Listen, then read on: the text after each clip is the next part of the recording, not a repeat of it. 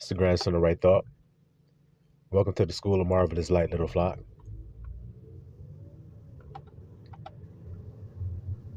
When the scripture says that he who endures unto the end shall be saved, you must consider what he means by endure. Those who are not enduring have no interest in this conversation that we're about to have today. They have no interest in this wisdom. Matter of fact, to them, it's foolishness.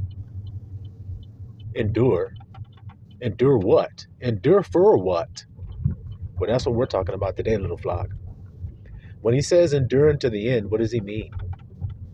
Well, first you have to consider the world that you're living in, that he told you you would have tribulation in it. In the world you shall have tribulation. Not might, not maybe it could happen, but it's going to happen. And when it happens to you, you must endure it. And by endure it, it means to remain in the state of being that you were in before the event took place. In other words, you were in a peaceful, calm state of being. Then no matter what comes to the outside of your circumstances, the outside circumstances of your life, no matter what comes, your duty is to remain in that state. This is why he said, in the world you shall have tribulation, but be of good cheer, for I have overcome the world. So if he has overcome the world that is attacking you, then he's telling you to endure and to remain in what he has taught you. And what he has taught you is to fear not, to remain calm. Peace, be still. That's what you're fighting for. When people think of a fight, they think of something very dramatic and something outward. And that's all that they can look at to help them understand what a fight is outside of themselves. But remember what the scriptures say. Our fight is not against flesh and blood. So we fight a totally different type of warfare. And we're fighting in a totally different type of way. Though the principle remains the same, what I mean is in a fight, you must endure unto the end if you want to survive it. If you want to win the fight, you have to endure whatever tests come your way to remain in the same state of belief that you were in before the fight started. What am I saying to you? You're confident before you fight. So you believe in yourself before you fight. You believe in the victory before you even step foot in the ring. But when you step foot in the ring, things are going to happen. You may get punched in the face. You may get a broken rib. You may get punched in the liver. You may get hit with a low blow. You may get a headbutt. You may get cut. Your eye may lose its vision. You may get all kind of injury. You may break your hand in the midst of the fight. Do you understand why you got to endure now? If you break your hand in the middle of a boxing match, then you must endure the pain of the broken hand. You must endure it as though it has not taken place. Mentally, not physically. Of course, physically, you're going to respond to the pain. You're going to feel it. But psychologically, you should remain in the same state of I am winning. I have won. I am champion. So therefore, whatever takes place in this fight, I overcame it. Do you see why it says be of good cheer? For I have overcome the fight. I have overcome the world. Be not friends with the world, because it ain't friends with you, and it never can be. You are two different manner of people, come from two totally different worlds, but yet you're trying to live as though you're part of their world. You're not. This is why Yahushua said, my kingdom is not of this world. If it were, then my men would stand up and fight for me. You see that, little flock?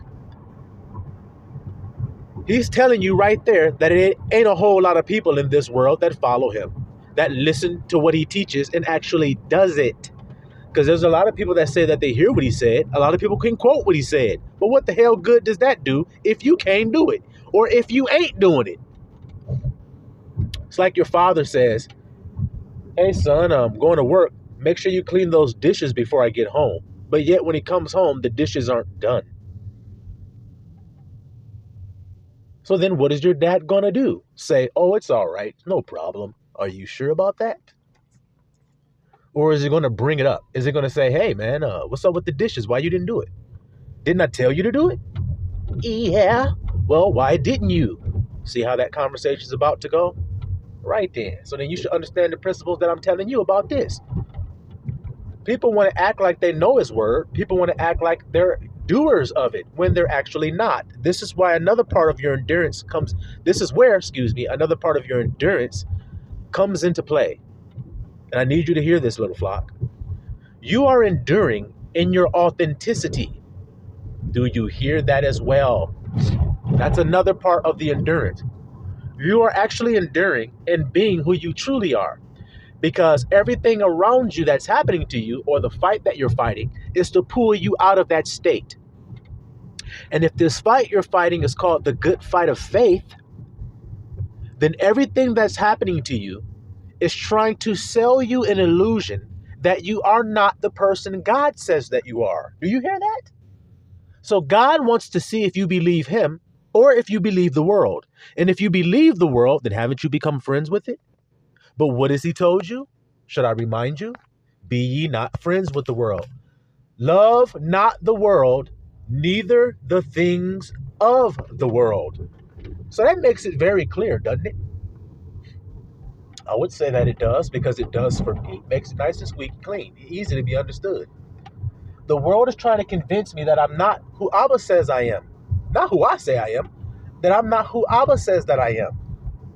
So if he says that I'm blessed, if he says that I'm healthy, if he says that I'm wealthy, if he says that I have all good things in abundance, then what do you think the 3D world that's actually fighting against me, what do you think it's going to try to show me? In the 3D is what you see every day. That's what's fighting against you, what you see.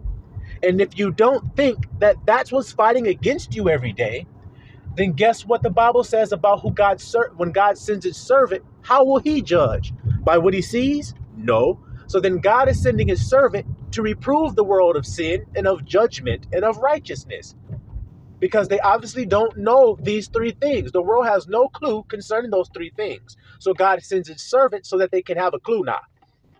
They can have a chance at his grace and his mercy before it's everlastingly too late, just like his servant had procured, you see, had been given, which was his grace. So he's going to go and tell everybody about it. How you acquire it, what you must do to be saved, because that's what the questions people are going to ask you. What must I do to be saved? Well, that servant knows, because that servant judges righteously, because he doesn't judge how things look. That's what you're overcoming, how they look, how they sound, how they appear, because that is the illusion. That is the devil. See, the world can't hear that. They're too busy thinking the devil is a person. They're too busy thinking the devil is a being. But let me break it down for you one more time, and hopefully you guys can hear this. Rebecca, there are two nations in your womb. There are two manner of people. So if I were to tell you that there are two men about to come in the room you're at, and they are two manner of men, what do you expect? Do you expect them to be exactly the same or a carbon copy of one another? Of course not. You expect them to be totally different. Well, that's what God is telling you about you and the world that you live in. You're totally different. The reason why you're totally different is because of those three things I just mentioned to you: sin, judgment, and righteousness. Because you have been converted, you are going to do those three things differently than the world does. Let's show you how the world does those three things. The world thinks that sin has to do with the outward appearance of a thing. So in other words, they think you have committed adultery when you lay with another man's wife. That's how they consider or judge sin. See, that's two out of the three things I just mentioned. So then they will say, here's the third thing. Then they will say, I'm a righteous man if I don't actually lay with my brother's wife. If I refrain from doing that act, I'm righteous and I have judged right and I'm sinless. But you're actually wrong on all three facets. Do you see what I'm saying? True judgment is judging the heart, because that's what God judges. Man judges outward appearance, and men are liars. So there's no need in judging by how men judge. Abba judges the heart. So then what should we do? The same? Yes.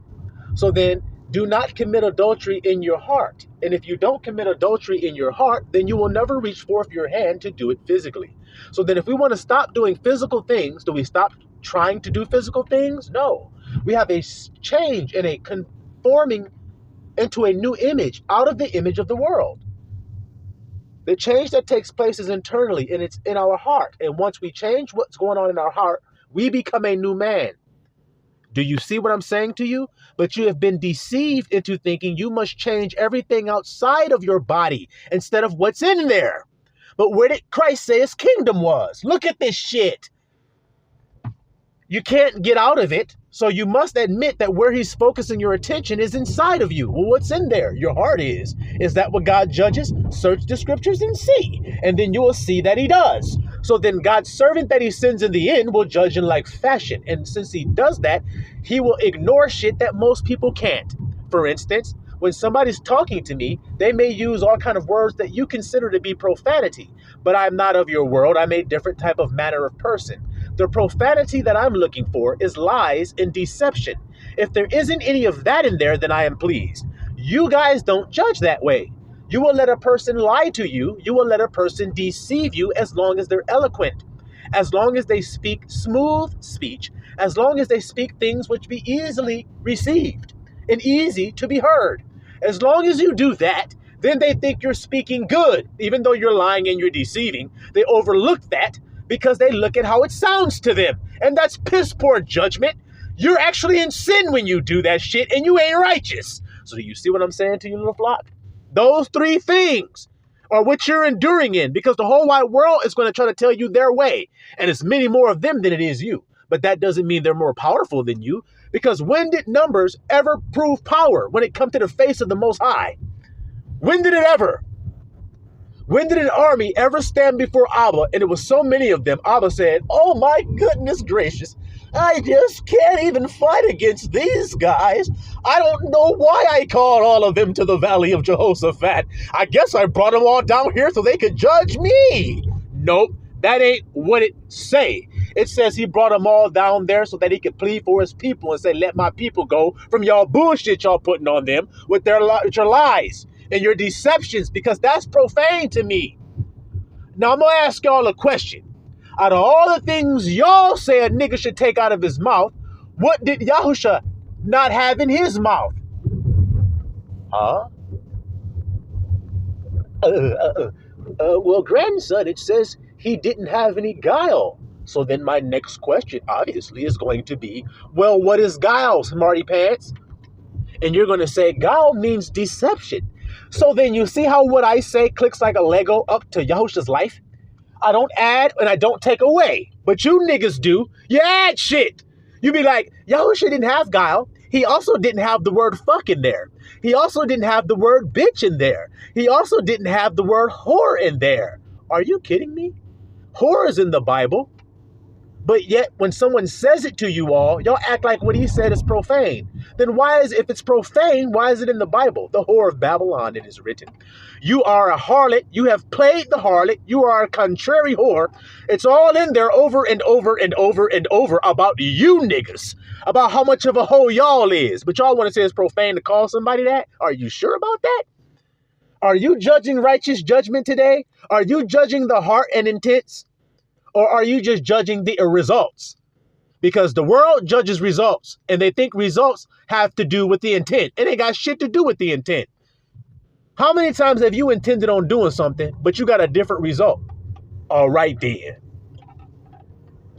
So then judging the results is stupid, but judging the intents is wise, isn't it? Because it doesn't fail you, because there's no lies in the intention. There's lies in the result.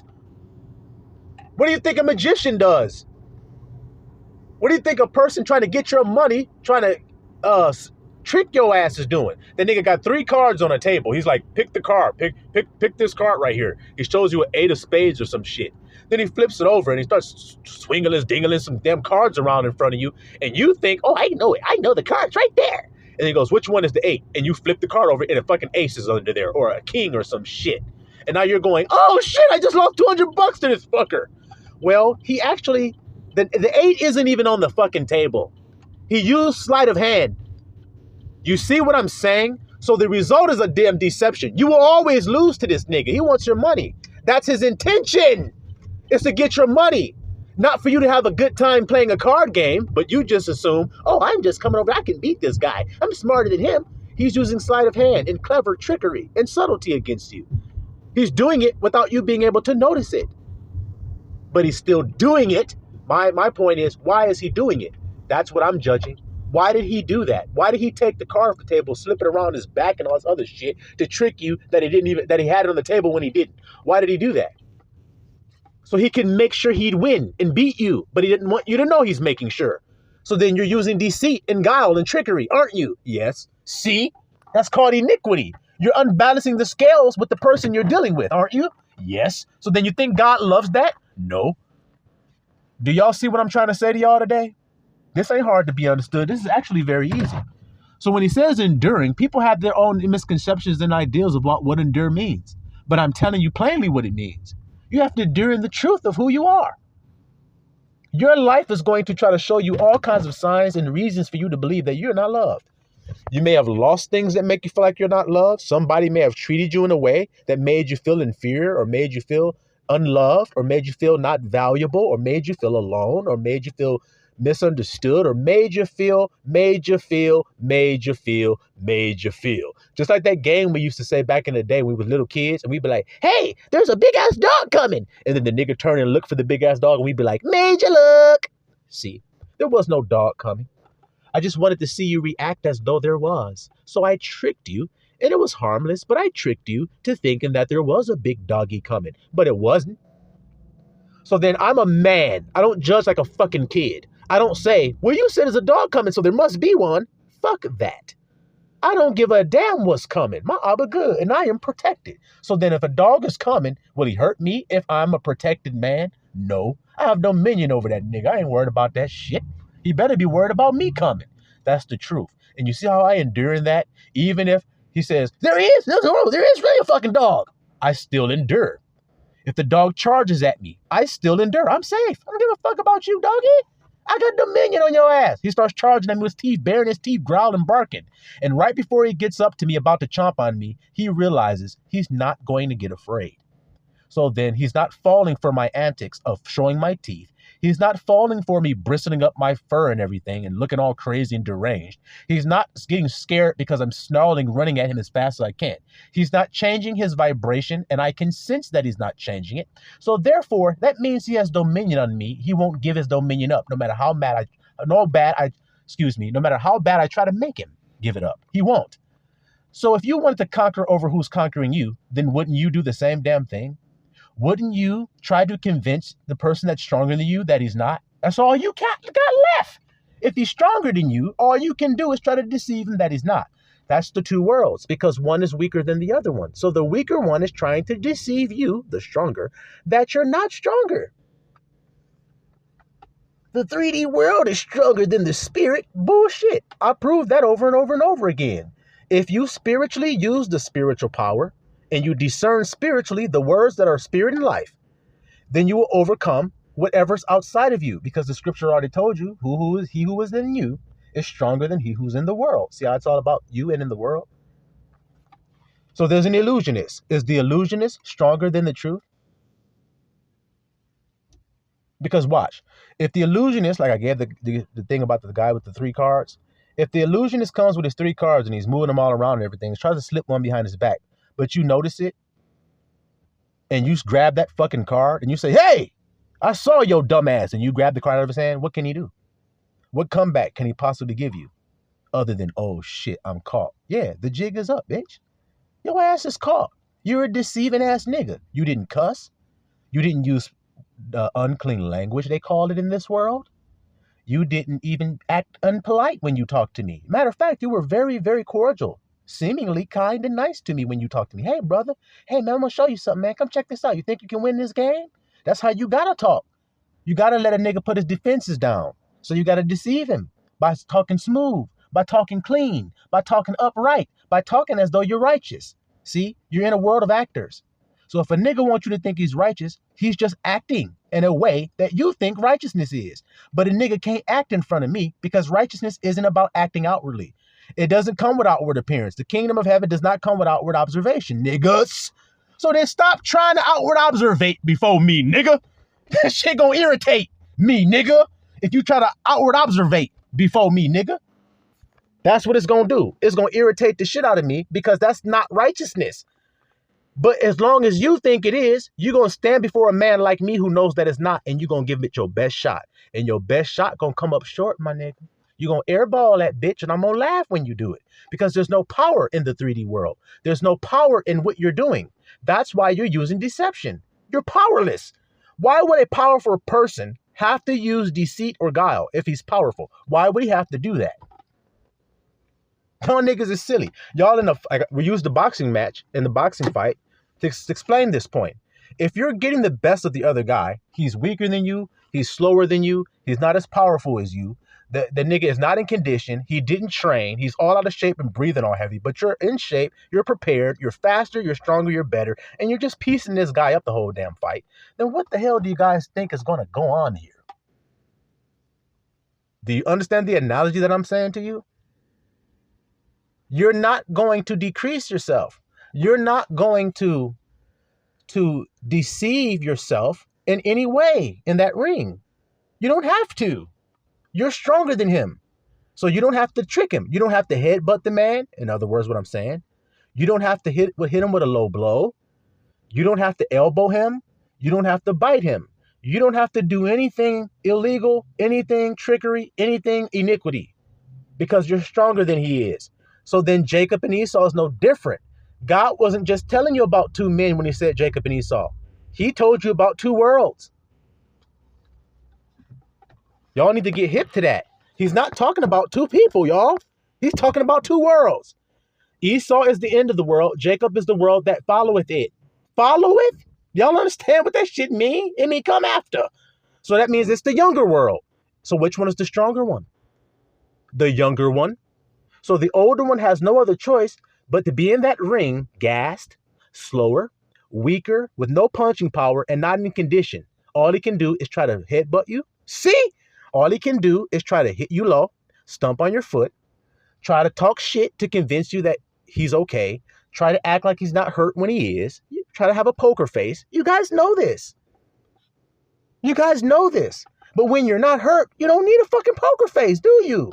When you can't be touched, then you don't need to do anything to trick this nigga you fighting. You don't need to trick nobody. Y'all hear what I'm saying today?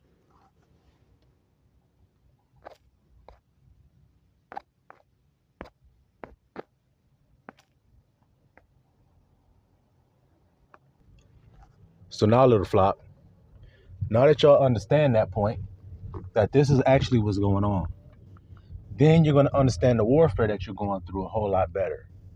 Matter of fact, the devices and the tactics that's used against you. Once you understand the warfare, then you understand the tactics. Do you see? So once you see what you're called to be, then you know where you're called to rest psychologically. Do you understand this? Power is in a psychological state, guys. It's not anywhere outside of you. Now, where is your psychological state? In other words, where are your thoughts and feelings at? Then you'll be clear to see they're inside of you. Now, when you see that they're inside of you, then you're going to say, wait a minute. Christ said he came to give you rest for your souls. When you look up that word that he used for soul, you're going to see that it means psych. Your psychology. So he's literally saying that he has come to give you rest for your psychological state. My question then is, see how this works? Why would his children or his followers be in a psychological turmoil? What would cause that? Once you know what causes it, then you know the devices of the devil. Devil means deceiver. Do you see what I mean about his children? He is a liar from the beginning. There's no truth in him. When he speak of his own. He speak a lie. See? There's no truth in him. So then his children are the same. It's not about cussing. It's not about harshness. It's not about tone. That is not the mark of your enemy, nigga. The mark of your enemy is a liar. So you need to pay attention to niggas that lie. Not any of that other stuff that you guys just can't seem to let go. The reason you can't let go is because you're in the world of Esau. So like I said, once you know the war, you know what you're called to be, then you're going to know what you would do to get somebody out of that calling. That's what your enemy is doing. Ain't it clear? And so the state of being that you're in, ultimately it all boils down to one state of being. And what is that state of being he does not want you to come to? The state of being of I am loved. See? Now think about your life and think about how hard it has been for you to believe that you're loved. Think about it for a second. Think about how difficult of a task, an impossible task that has been for you in your life. Think about the most hurtful thing you experience on a daily basis. What is it? Is it going around the earth feeling unloved, feeling invisible, feeling alone, feeling insignificant? Yeah, probably so. That's the first thing that man felt that was wrong. Do you hear that? He was never alone. He was just deceived that he was because he couldn't see who he was with. So since you can't see who you're with, do you see what I mean about how you're supposed to judge this shit? Since you can't see the person you're with, then that means you're alone. Well, that's how the world think. But that's not true. Because what did Christ tell us? You shall all leave me alone. But I am not alone. For what reason? For the Father is with me. So then when you think you're alone, are you? No. Who's with you? The most powerful one in existence. So then why do you feel like you're alone? Because you can't see anybody on your side. That's why. But you need to be looking in your side. The hell with on your side. You need to look in your side. Do you understand what I mean by in your side? Okay, let me break it down a little bit deeper. Where did he get that piece of material to make that wife for Adam from? When he said it's not good that man should be alone? He took it from in his side, didn't he? Oh, grandson, I mean, you sure are exalting your voice and everything. I mean, you're so intense. Have you ever heard a drill sergeant speak to his soldiers? Have you? You ever heard a major speak to his soldiers? A lieutenant? A general? Have you? Have you ever heard him rouse his troops up? Does he go before them and go, hey guys, there's a warfare going on out there and they got a certain type of weapon. And that weapon can kick our ass, guys, so let's watch out and everything. No, he gonna be like, we don't give a damn what them niggas got, because we got some shit on our side that them niggas ain't prepared to deal with. So we gonna step forward on this battlefield confidently, without any fear, and we're gonna give our lives up for our neighbor standing next to us. That's what we're gonna do. Because our Father is pleased with such a sacrifice. This world is telling you that's foolish to sacrifice your life. Do you see what I mean about your enemy? He's telling you you need to stand up for yourself and fight back. And it sounds righteous when you hear it. It sounds good, but that ain't what the Father tells you to do. So you see how you got to endure that shit? You got to endure them thoughts trying to come to you to try to convince you of some shit that sound right, even though you're just being deceived. Go ahead and take vengeance for yourself. What's wrong with that? What are you, being a pussy? Letting people run all over you? What are you, some doormat or something? That's not how y'all should talk to you. Y'all should be like, marvel not if the world hates you.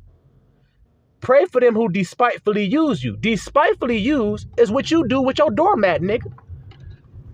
You outside all damn day in the mud doing whatever the hell you want to do. And when you come in your house, you walk right onto that rug with the muddy ass boots and you start to wiping them. And you wipe them all over that rug. And you don't care how inconvenient that rug feels about it. In other words, you know what I mean? It's the rug is getting dirtier and dirtier. You don't give a fuck. You're just wiping your damn shoes off. You don't care. The rug is insignificant. So you despitefully use it. That's what people do you. They wipe their dirty ass boots on you and then they walk off. So then what did he tell you to do when they do that? Stand up and grab that nigga by the collar and say, hey, fucker, you don't despitefully use me like I'm some type of fucking doormat. But that's our consciousness defect when we're in Esau's world. We think that's what we're supposed to do. But we've been converted into power. Now, you're being told a lie that's powerful. For you to grab people, for you to shake a nigga, for you to beat somebody's ass, for you to threaten and punch and be violent and be a murderer and a killer. He was a murderer from the beginning. So what the hell can he tell you to do other than that? Nothing. He damn sure not going to tell you to turn the other cheek. He damn sure not going to tell you to pray for those who use you. He damn sure not going to say pray for those who despitefully use you. He damn sure not going to say render good for evil. So then all this evil shit you go through every goddamn day, you are being told to render good for it by your master. But you see how difficult it is to endure in doing good against evil when evil is always around your ass, it's ever present. Even when you want to do something good, evil is present with you. It's always there going, fuck that, isn't it? It's easier if we do that. He's always focused on what's easier. He's always focused on what's more convenient. He's always focused on sloth. Let's just make it clear to you niggas. He's always focused on wrath. He's always focused on lust. He's always focused on vainglory and pride. He's always focused on gluttony and greed. You guys getting this clear now? Are ya? The moment he can convince you that that's the right way to be, then he has caused you to lose your state of being in which is life and peace. Hasn't he?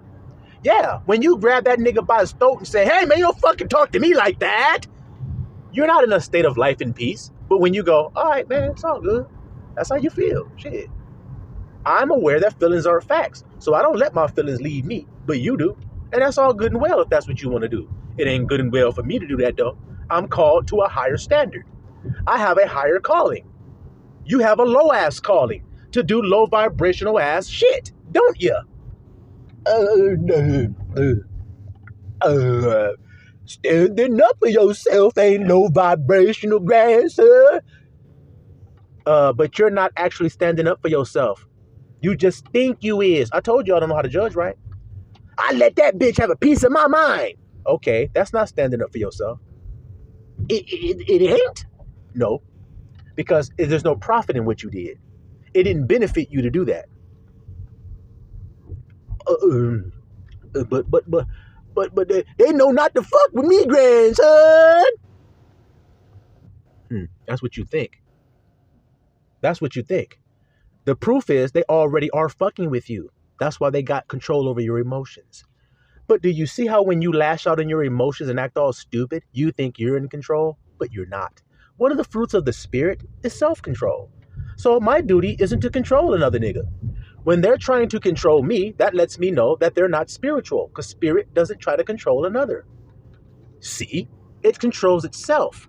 So then when a nigga coming at me trying to get control over me, I don't give it to him, nigga. I am in control of me. Why are you trying to be? You're out of your jurisdiction and you're way above your pay grade, nigga. Why don't you sit your ass down somewhere and chill? Why don't you focus on controlling yourself? How about that? See that power I just laid on that nigga? That's power. Telling people the truth without getting all emotional about this shit. Why you gotta get emotional? What for? That's their domain. That's chaos. The scripture says when you come into the kingdom, there is no more sea. The world doesn't know what that means. They're like, hey man, it says there shall be no more tears, no more sorrow, but it also says there shall be no more sea, S-E-A. Can you tell me why there isn't any more sea when you get to the kingdom? These niggas in the world can't tell you that, but I'm not of the world, so I can tell it to you. What it means when it says you come into the kingdom, there's no more sea, it means there's no more erratic, stormy emotions. Because you're solid, you do not change. Like God doesn't. God is in the kingdom. Where I am, there you shall be. So then when you get to where he is, then that means you're in the kingdom. And when you're in the kingdom, you have authority and dominion. You sit on your throne and you act like it. I'm kind. So then nobody can make me be unkind. I have to choose to give up my authority and dominion and become unkind. See? So then let me stop blaming other people. If I feel like I'm being provoked by another person, then guess what that means about me? That means I ain't listening to God. God says we don't wrestle against flesh and blood. So why do I want to blame this flesh and blood person for provoking me? Why do I want to blame them for that? Why don't I want to accept that they're beneficial to me because they're provoking me to see if I've learned my lessons in life? See, y'all are like that boxer that trains and trains and trains his whole life, but never wants to be tested in the ring. I thought that you train so that you can see what you're made of. So you can see if your training has paid off, if what you did works. But y'all acting like you just want to train and train and train so that you can get in the ring and not fight at all and not be tested. You just want to swing one time and knock everybody out. You don't want nobody to be an antagonist to you, to push you to your limit, to see if you really are what you are. You the champion, nigga. You need a nigga like that to have a great story, don't you?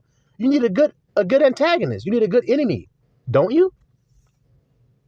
I mean, we're watching the Rocky movie and everything, grandson, and then we see Apollo Creed there. Yeah. And guess what? He's the antagonist of Rocky. But you love him just as much as you love Rocky, don't you? Oh, yeah. Why? Because he brought the best out of Rocky. That's why. Alrighty then. So then what in the hell you think you need to bring the best out of you? A weak ass nigga or an Apollo Creed that gonna test you? Your enemy cannot speak the truth. It's not like he's trying to speak the truth and he's struggling. He can't. He's not even trying. He's just doing what he's programmed to do, which is to lie, to deceive. Now, his lies and deceptions only works up until you overcome and you are converted. Then it no longer works anymore. He's still going to be that same person that he is, but you're not going to be the same person anymore because it doesn't work anymore. You're a new man who judges differently. So because you judge differently, when something happens to you, you don't look outside. You look at what's going on inside. So you say, oh, my heart rate's going up. Let me calm down. Oh, my breathing is getting a little erratic. Let me bring my breathing back to a calm state of being. And until you do that, you don't need to deal with anybody else. You're not in self-control. You're not in the proper state. You're lying right now. And if you're lying, why are you talking to somebody? Do you see what I'm saying today, little flock? Yeah. So this ain't hard to be understood. That's what you're enduring. You're enduring in the truth of these things that he told you in a way that he told you to be. Because the world is not like that, and they also will take advantage of somebody who is. And when you get tired of being taken advantage of, you're going to want to quit. See how that works? When you're getting tired of getting the shit end of the stick from this world, then you're going to want to quit. You're going to want to say there's no profit in doing this anymore. That's the faithless, perverse person. But the faithful says, I know it may be hard today, and tears may suffice for the night, but joy cometh in the morning. So I'm going to wait for my joy to come. Do you see it? So in other words, I may have got punched in my mouth in this fight, and it may have hurt when I got punched, and I may have even got rocked, but it didn't stop me from winning the fight. So I still got the joy I was looking for. Do y'all understand me today? Y'all be blessed, little flock. Y'all may not see me soon. If you do, it's Abba's will that you do, but y'all may not see me for a while because Abba's doing some things with me, and I'm going through some changes, little flock, and we going up. So maybe when you see me next time, you'll see the evidences of this going up that I'm telling you guys about. But until next time, if Abba wills it, we will speak again. And if he decides to keep me on in his hand, hidden for a while, until he releases me back to your view, then that's the way it's going to be. Y'all be blessed, little flockulators, and know that I'm always with you because we're not flesh. We are spirit, and my word will always remain with you if you receive it because it comes from above. Salaam Misrala.